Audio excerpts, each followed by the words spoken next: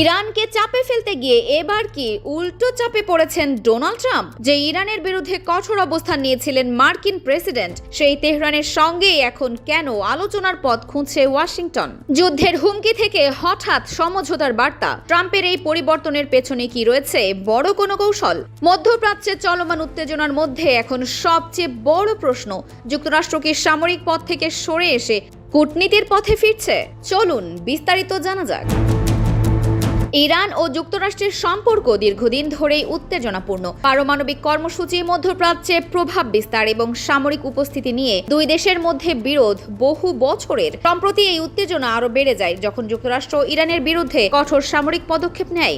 এরপর পাল্টা প্রতিক্রিয়া দেখায় তেহরানও। ইরানের পক্ষ থেকে জানানো হয়, নিজেদের নিরাপত্তা ও সার্বভৌমত্ব রক্ষায় তারা যে কোনো পরিস্থিতি মোকাবিলা করতে প্রস্তুত। এই পাল্টাপাল্টি অবস্থানের কারণে পুরো মধ্যপ্রাচ্য জুড়ে তৈরি হয় উদ্বেগ। কারণ ইরান ও যুক্তরাষ্ট্রের সরাসরি সংঘাত শুধু দুই দেশের মধ্যে সীমাবদ্ধ থাকবে না, এর প্রভাব পড়তে পারে উপসাগরীয় অঞ্চলের নিরাপত্তা, আন্তর্জাতিক তেল বাজার এবং বিশ্ব অর্থনীতিতে। এই পরিস্থিতির মধ্যেই যুক্তরাষ্ট্রের অবস্থানে কিছুটা পরিবর্তনের ইঙ্গিত দেখা যাচ্ছে। মার্কিন প্রেসিডেন্ট ডোনাল্ড ট্রাম্প এখন কূটনৈতিক সমাধানের সুযোগ রাখার কথা বলছেন। বিশ্লেষকদের মতে, একটি বড় ধরনের সামরিক সংঘাত শুরু হলে সেটি নিয়ন্ত্রণ করা কঠিন হয়ে যেতে পারে। যুদ্ধ দীর্ঘ হলে শুধু ইরান নয়, যুক্তরাষ্ট্রের জন্য তৈরি হতে পারে বড় ধরনের রাজনৈতিক ও অর্থনৈতিক চাপ। এই কারণেই ওয়াশিংটন এখন বিকল্প পথ নিয়েও চিন্তা করছে বলে মনে করছেন আন্তর্জাতিক পর্যবেক্ষকরা। তবে ইরানও সহজে আলোচনার টেবিলে বসতে রাজি নয়। তেহরানের পক্ষ থেকে বলা হয়েছে, যুক্তরাষ্ট্রের সঙ্গে সরাসরি আলোচনার ক্ষেত্রে তারা সতর্ক অবস্থানে রয়েছে। ইরান মনে করছে, অতীতের অভিজ্ঞতা থেকে যে কোনো চুক্তির আগে বাস্তব নিশ্চয়তা প্রয়োজন। ইরানের পররাষ্ট্র মন্ত্রণালয়ের বক্তব্য অনুযায়ী তৃতীয় পক্ষের মধ্যস্থতায় কিছু বার্তা আদান প্রদান হতে পারে, তবে সরাসরি সমঝোতার বিষয়টি এখনও নিশ্চিত নয়। বিশ্লেষকদের মতে, দুই দেশের অবস্থান এখনও অনেক দূরে। যুক্তরাষ্ট্র চাইছে চাপের মাধ্যমে ইরানকে আলোচনায় আনতে, অন্যদিকে ইরান চাইছে নিজেদের অবস্থান শক্ত রেখে যে কোনো সমাধানে যেতে।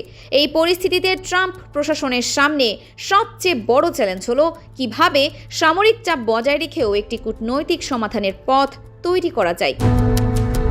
কারণ মধ্যপ্রাচ্যে আরেকটি বড় সংঘাত শুরু হলে এর প্রভাব পুরো বিশ্বের ওপর পড়তে পারে। তেল সরবরাহ ব্যবস্থা, আন্তর্জাতিক বাণিজ্য এবং আঞ্চলিক নিরাপত্তা বড় ঝুঁকির মুখে পড়তে পারে। তাই এখন বিশ্বের নজর ওয়াশিংটন ও তেহরানের পরবর্তী সিদ্ধান্তের দিকে। সব মিলিয়ে বলা যায়, ইরান ও যুক্তরাষ্ট্রের সংঘাত এখনও শেষ হয়নি, তবে যুদ্ধের পাশাপাশি আলোচনার পথও খোলা রাখার চেষ্টা করছে দুই পক্ষ। ট্রাম্পের নতুন অবস্থান কি কৌশলগত পরিবর্তন নাকি সাময়িক বিরতি, সেটাই এখন বড় প্রশ্ন। আগামী দিনের সিদ্ধান্তই বদলে দেবে মধ্যপ্রাচ্য নতুন সংঘাতের দিকে যাবে নাকি কূটনীতির মাধ্যমে তৈরি হবে সমাধানের পথ। আপনার কি মনে হয়, ইরান ও যুক্তরাষ্ট্র কি শেষ পর্যন্ত সমঝোতায় পৌঁছাতে পারবে? মতামত জানান। ডিইউবি নিউজের সঙ্গেই থাকুন। ফারহানা নিজাম, ডিইউবি নিউজ।